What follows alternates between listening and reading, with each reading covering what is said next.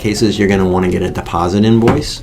So you can scroll down to the invoices section and add an invoice. And in this case, maybe it is a deposit invoice, or you can type in your own description for it. If you want to, you can give it a more detailed description.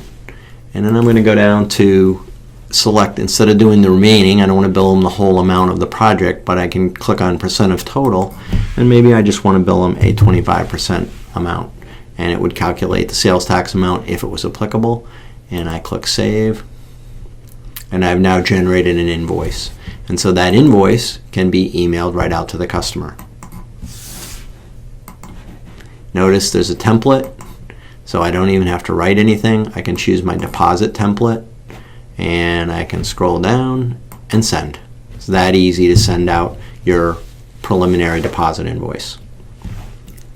If the customer pays it, which we hope they do, you can add the payment. So here we can pick an invoice. If there was more than one invoice open, we could go ahead and select it. But the system, EstimateRocket, actually defaults to the most recent unpaid invoice. And if I want, I can put in a check number, reference, or any other information that I need, and click Save. And that will mark that invoice as paid and show us what the total balance due is on the project. So we can keep adding invoices to the project. Some people just do a project invoice at the end of the project.